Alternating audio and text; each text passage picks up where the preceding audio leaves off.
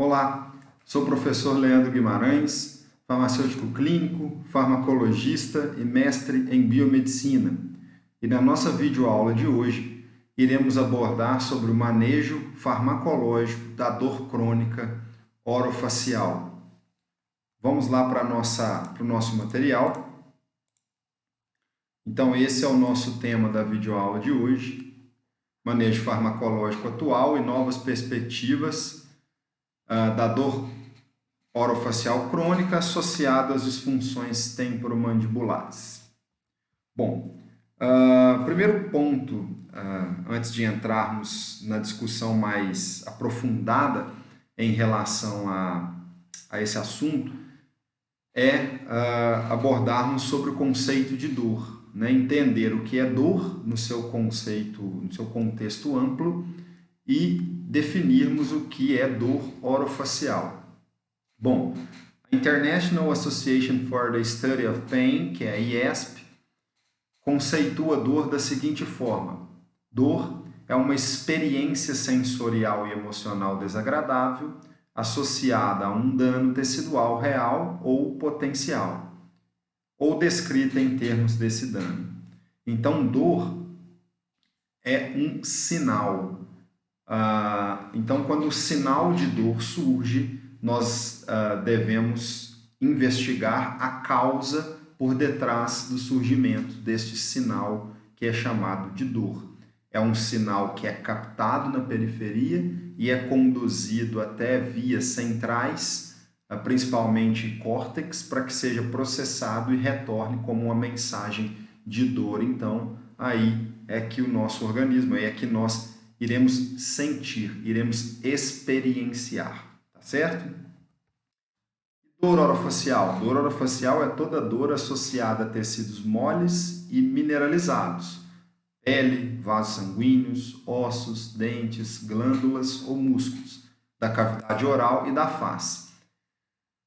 As condições clínicas mais frequentes associadas à dor orofacial são as dores de dentes e tecidos periodontais, as disfunções temporomandibulares de origem muscular ou articular, mais especificamente, as neuralgias, né, como a nevralgia do trigêmeo, dentre outros, tumores, trauma tecidual e doenças autoimunes. Bom, pessoal, vamos lá então. Como a dor é um sinal e surge a partir de um dano real ou potencial, esse sinal ele precisa ser conduzido através de vias específicas para que ele alcance uma região de decodificação, né? Uma região de transdução, digamos, que são regiões a nível do sistema nervoso central, como o córtex, para que ele retorne com essa mensagem de dor para o local no qual iremos experienciar a dor, né? Então, aqui eu expus para vocês alguns componentes relacionados à modulação endógena da dor. A modulação endógena da dor ocorre por vias neuronais, né? Então, nós temos aí neurônios, fibras nervosas, tá? Além de neurotransmissores, porque essa modulação é através de neurotransmissão química, ok? Então, nós temos aí as vias aferentes ou ascendentes e vias eferentes ou descendentes, ou seja, as vias aferentes conduzem o sinal de dor na forma de potencial de ação até as regiões de processamento central, como o córtex, por exemplo. E as vias eferentes ou descendentes conduzem essa mensagem, esse sinal já processado em sinal de dor, né? Em dor, conduz então essa mensagem de dor a partir do córtex até a periferia, né? Então essas são as nossas principais vias condutoras do estímulo de dor.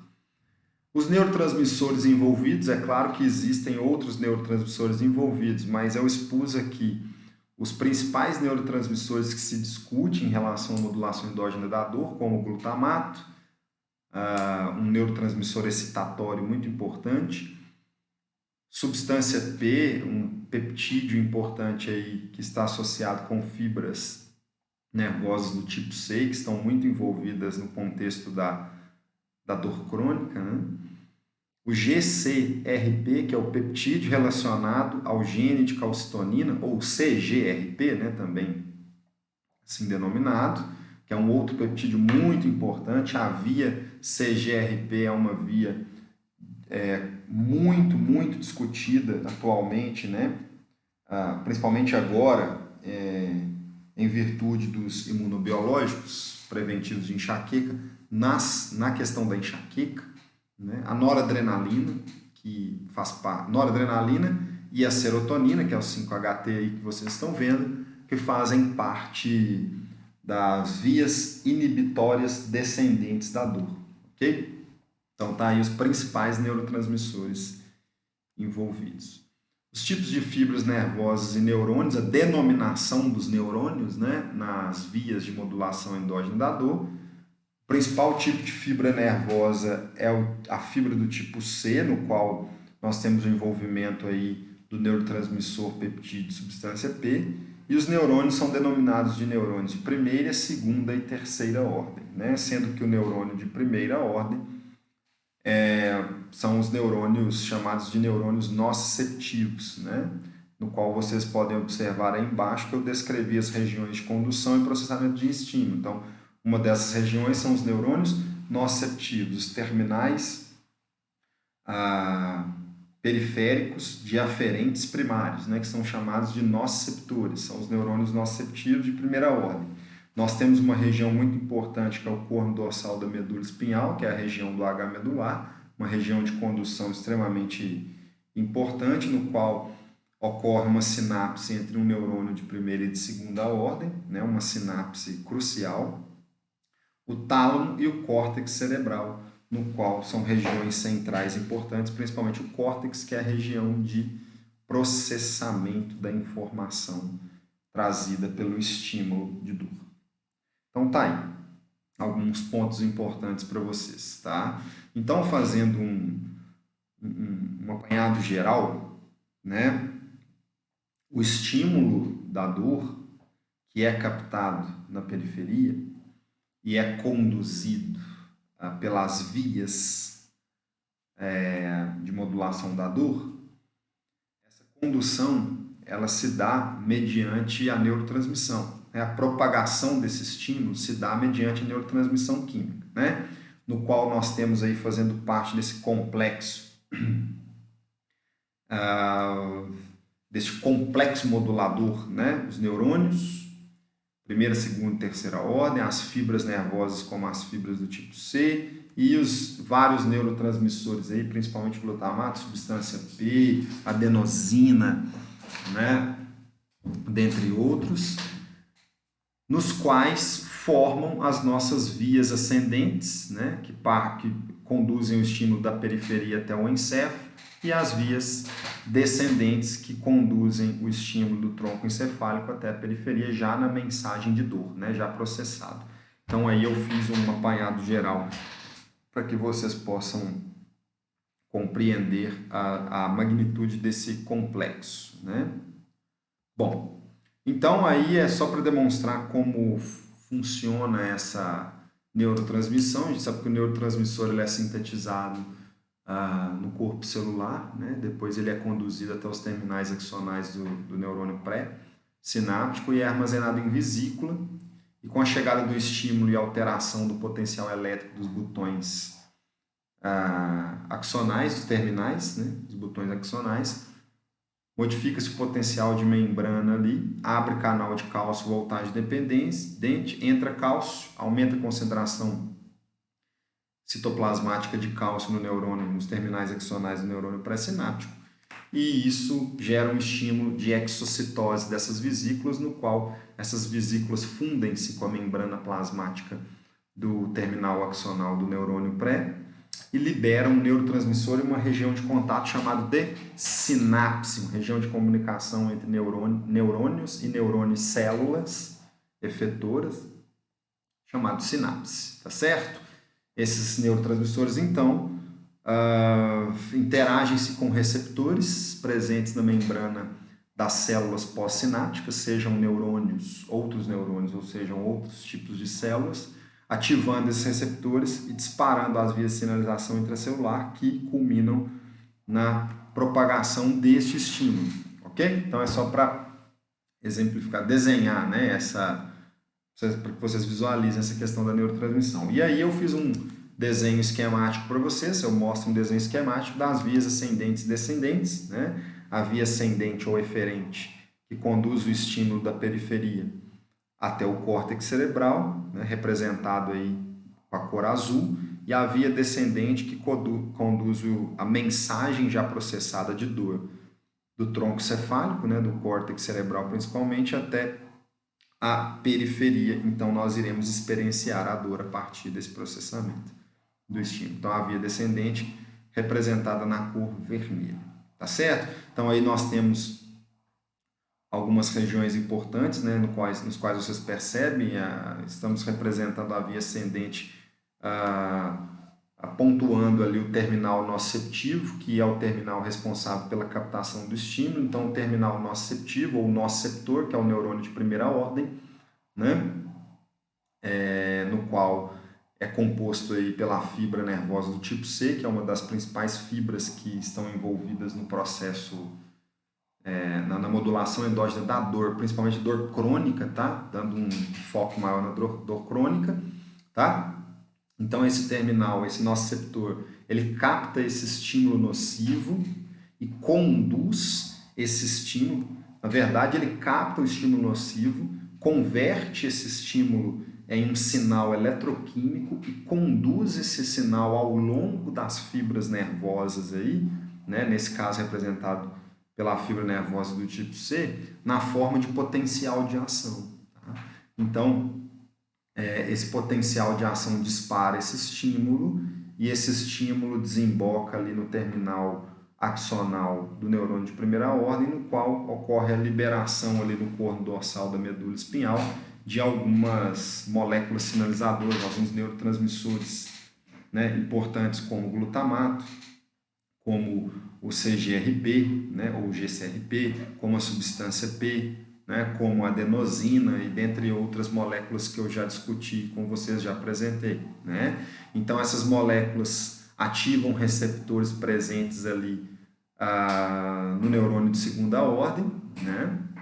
E dão continuidade, então, à propagação do estímulo até que esse estímulo chegue no neurônio de terceira ordem, desemboque ali no córtex cerebral. O córtex processa esse sinal, né, eletroquímico, ok? E interpreta esse sinal como dor e envia essa mensagem através da via descendente, e essa mensagem vai percorrendo a via descendente até chegar lá no local onde o estímulo nocivo foi gerado. Então, nós iremos experienciar a sensação dolorosa, que é uma experiência desagradável, né? A dor, ela é essencial, porque a dor, ela nos diz que algo está ocorrendo de maneira inadequada no nosso organismo e precisamos, então, tomar algumas atitudes quanto a isso. Beleza, pessoal? Então, tá aí, né? Um desenho que é simples e reflete bem todo esse contexto, tá? Então, como eu disse para vocês, o estímulo nocivo é gerado na periferia, né? Então, nós temos neurônios chamados de nociceptores, né? Que são terminais de aferentes primários sensoriais, ou nociceptores, tá? Que detectam esse estímulo nocivo, convertem esse estímulo nocivo em um sinal eletroquímico e transmite, né? Conduz esse estímulo na forma de potencial de ação até a medula, que é a região do corno dorsal da medula espinhal, que é onde ocorre uma sinapse entre o neurônio de primeira ordem e de segunda ordem, que é a principal sinapse, né, na modulação endógena da dor, tá? Através de alguns tipos de fibras nervosas. Então, aí eu apresento para vocês os tipos de fibras, né, a beta, a delta e as fibras do tipo C, que é o nosso foco maior devido à questão da dor crônica. Então, essa tabela 1 aí mostra para vocês os subtipos das fibras nervosas, tá? Principalmente as fibras do tipo A delta, né, que é a 1 e 2, e as fibras do tipo C também 1 e 2. Vamos dar um foco maior aqui nas fibras do tipo C, vamos apresentar aqui algumas questões, né? As fibras do tipo C, elas podem ser subdivididas em fibras C tipo 1 e fibras C tipo 2, né? Então aí as fibras C tipo 1 contém a substância P e o CGRP, que é o peptídeo relacionado ao agente calcitonina, tá certo? Que são duas moléculas muito importantes na modulação endógena da dor, tá? E as fibras C tipo 2 expressam aí receptores para a adenosina, que são os receptores purinérgicos do tipo P2X. A adenosina também consiste em uma substância importante aí nesse contexto da modulação endógena da dor. Além disso, as fibras do tipo C, elas também expressam aí, pessoal, elas também liberam, na verdade, né, contém, né, glutamato, tá? E o glutamato, quando é liberado, ele consegue se associar a receptores específicos glutamatérgicos, né, como os receptores AMPA, cainato e os receptores NMDA, né? N-metil-D-aspartato, que são receptores importantes também para o glutamato. Então, só pontuando aí, além da adenosina, CGRP e substância P, nós temos também aí o glutamato, que é um neurotransmissor importante envolvido com vias ascendentes, né, de modulação endógena da dor.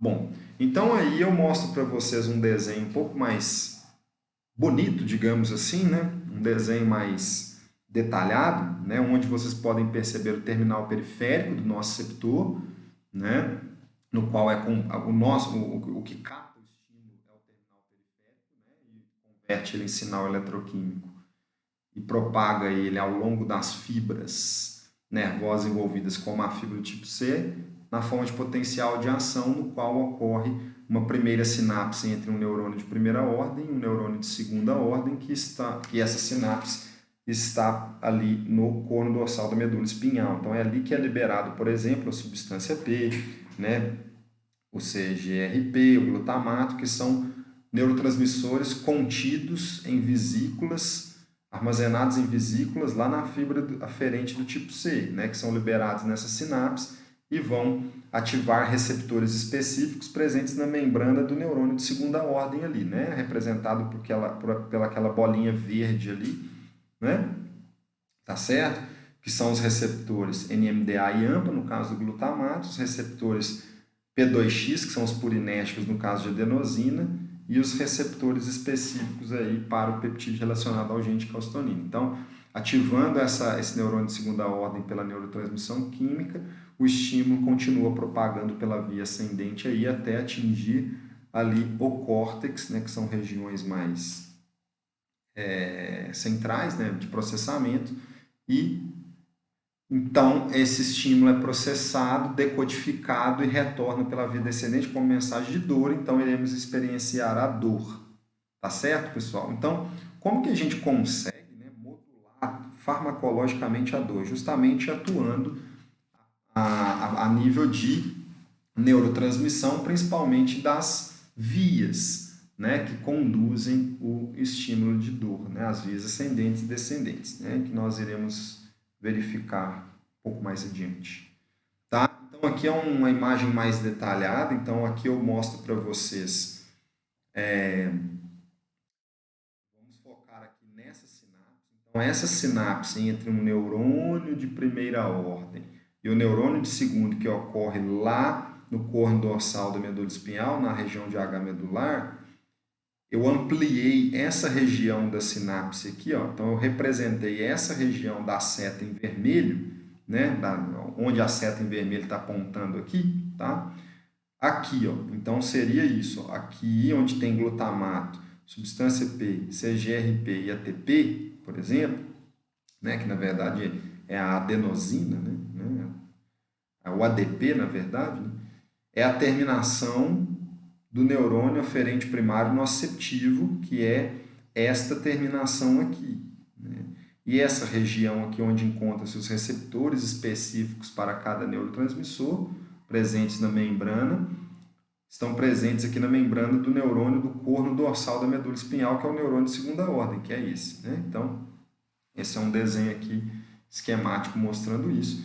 E esse outro desenho aqui, que é um desenho bem mais detalhado, que eu gosto muito dessa imagem, né? Mostrando aqui, ó, o terminal mesmo periférico do nosso receptor. Então aqui é onde vai ser captado o estímulo. Então olha a infinidade de receptores que tem, né? Nos quais podem captar os estímulos nocivos, convertê-los em um sinal eletroquímico e propagá-los ao longo da fibra nervosa aqui na forma de potencial de ação, né? Então esse potencial de ação desemboca aqui no terminal axonal do neurônio nociceptivo, promovendo uma modificação de potencial elétrico de membrana, abrindo o canal de cálcio voltagem dependente, entra cálcio, aumenta a concentração intracelular de cálcio e isso leva ao estímulo de exocitose de vesículas contendo os neurotransmissores, como glutamato, substância P, dentre outros. E estes vão, então, dar continuidade à propagação do estímulo mediante neurotransmissão química por ativar receptores específicos presentes no neurônio de segunda ordem, que é esse aqui, né? Então, essa imagem é muito interessante. Então, aqui nós podemos perceber vários receptores, né? Como, vou dar um destaque aqui para um receptor específico, que é o receptor TRPV1, tá? Os receptores TRPV, né?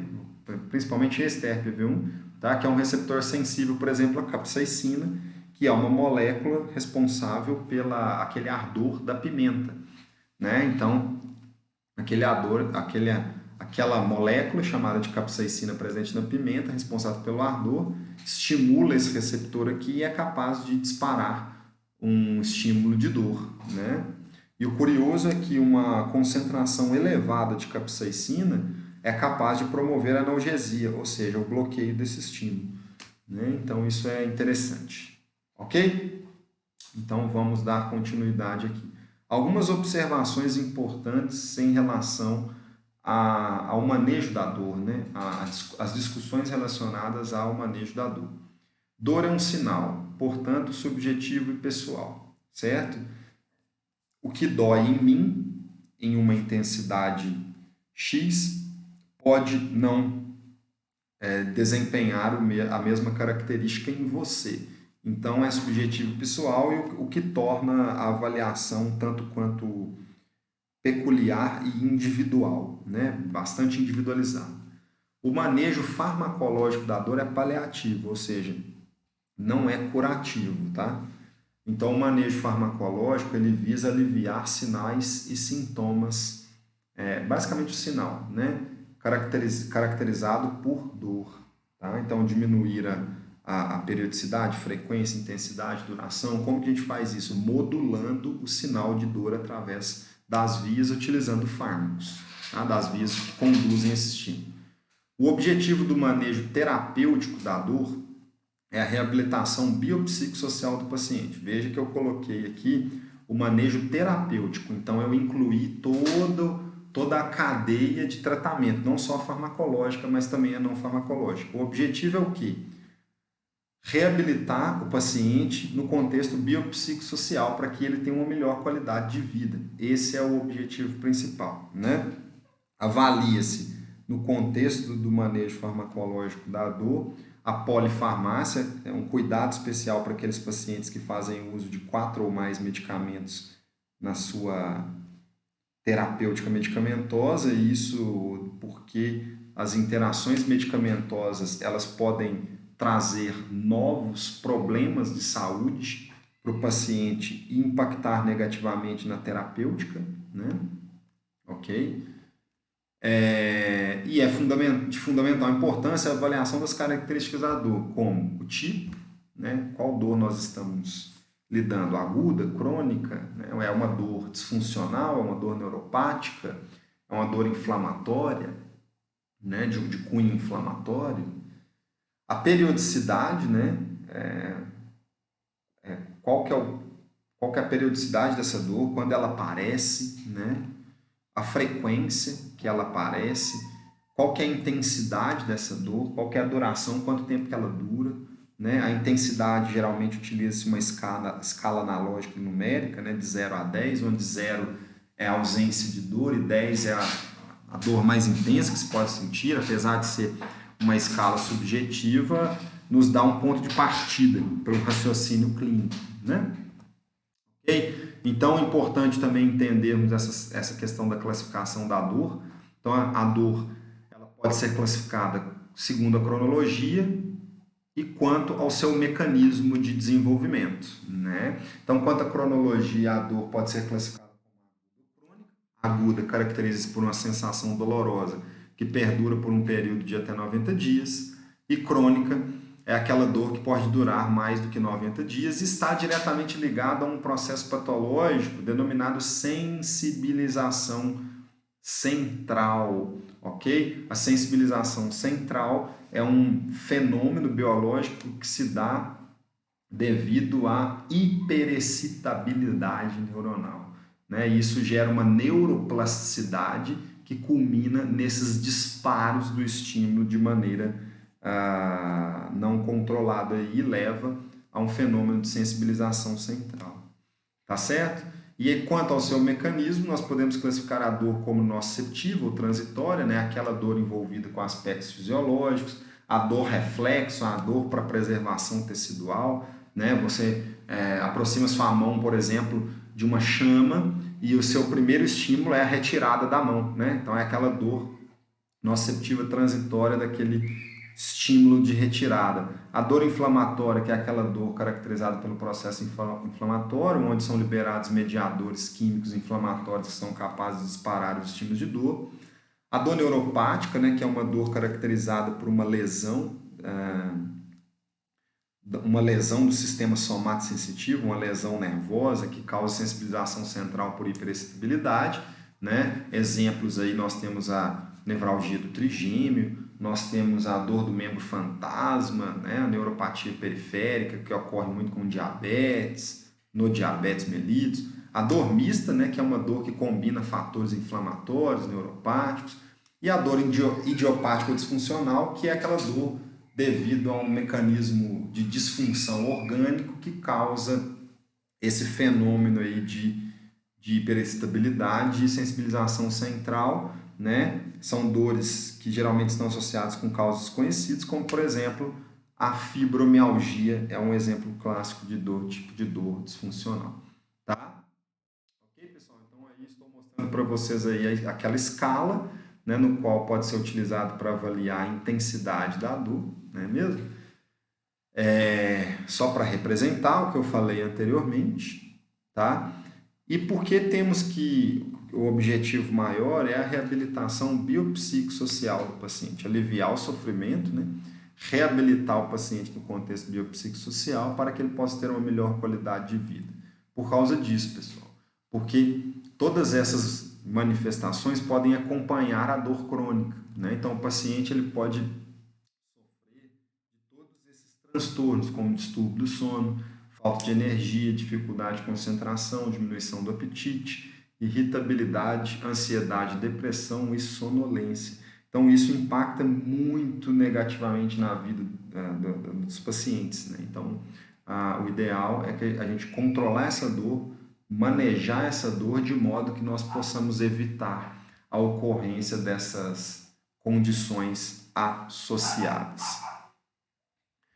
Ok, pessoal? Então, vamos finalizar essa nossa primeira parte do assunto, né, do manejo farmacológico da dor crônica orofacial associada à DTM, né? Espero vê-los em uma próxima videoaula. Aguardem o nosso próximo tópico. Bons estudos e até um próximo encontro.